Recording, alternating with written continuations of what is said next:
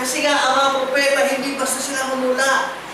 Sila, ay ano, sila, they search diligently. Sila ay nagsikap at nagsiyasa ng maigi. Di ba? Nagsipaghula sa ano? Dito sa darating na ito.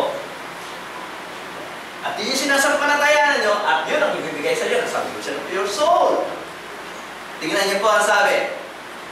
11. Na sinisiyasa ang kahulugan kung ano at kailan. Pati yung time, gusto nilang alamin. Kung ano man yun, gusto nilang alamin. So every detail, they want to know before they prophesy. Every detail of these gustong malaman ng ano? Ng mga propeta. Bago nila sabit-lain yung kanilang hula. Pero, ang tanong, bakit detalyado at bakit perfect? Bakit accurate yung kanilang hula? Kung ano yung sinabi na natupad. Bakit? Tingnan niyo ang sabi, na sinisiyasa at kahulugan kung ano at kailang panahon itinuro ng ayun. Ayun ang susi. Kaya precise eh. Kaya accurate yung hula eh. Yung gaganap ng hula, yun ang ano? Yun ang nagdikta. Nakala natin yan? Sino yung nagdikta sa kanila? Espiritu ni Cristo. Nakataka niya? Kaya, perfecto yung hula eh.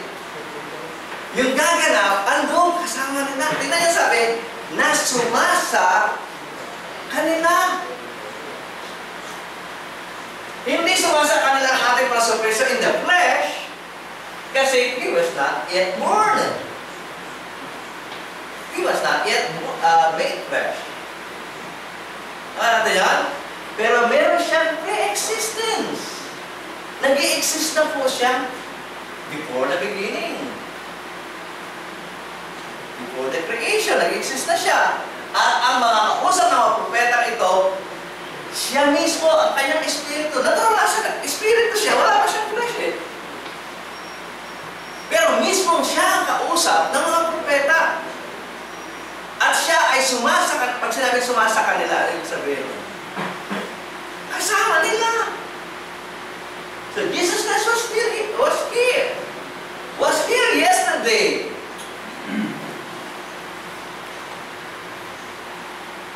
At ano man yung kanyang pinasya, hindi nagbago. It is the same. That's why Jesus is the same yesterday, today, and tomorrow, or forever. Kasi nga, wala naman nababago sa kanyang ipinapasya. At wala siyang katunayan. Kung ano man yung sinabi niya dito, yun ang kanyang pinupad dito. Walang nabago. At kung ano man ang supervision na ginawa niya rito, yun rin ang ginagawa niya dito. Makikita natin yung mamaya. So, hindi ba kapani-paniwala na si Jesus Christ na sa Old Testament? If you cannot believe that, you're not believing that Jesus is God. Di ba? Hindi siya nag-exist noon? Sumasa kanila nga eh. So, He was here. He was there yesterday.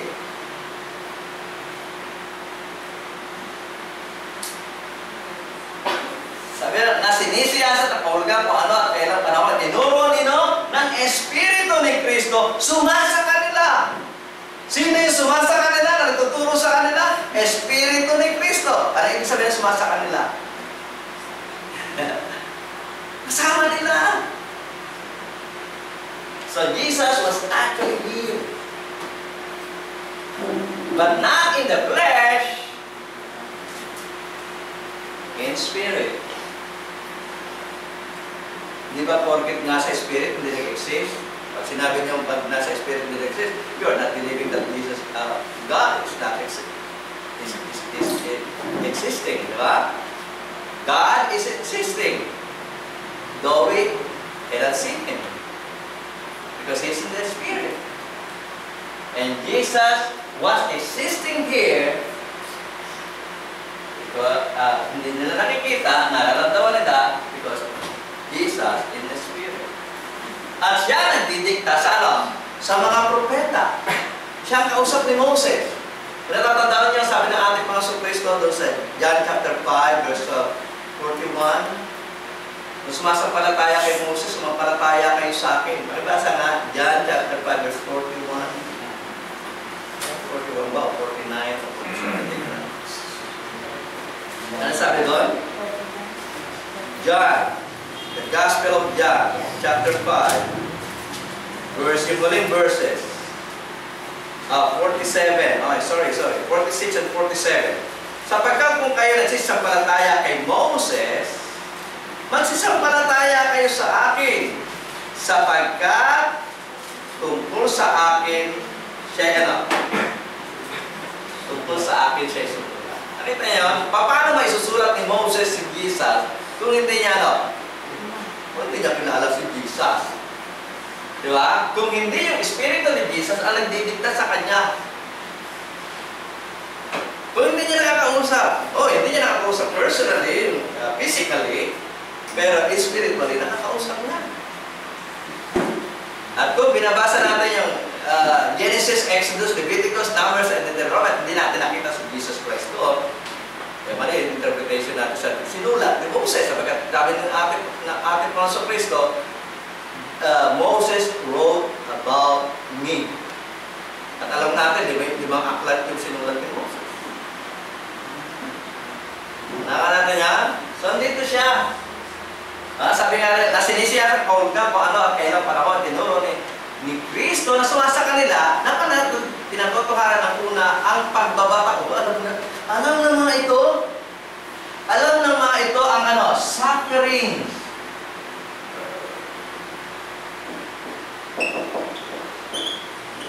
Of Christ. So, bago pa gawin ito, alam mo na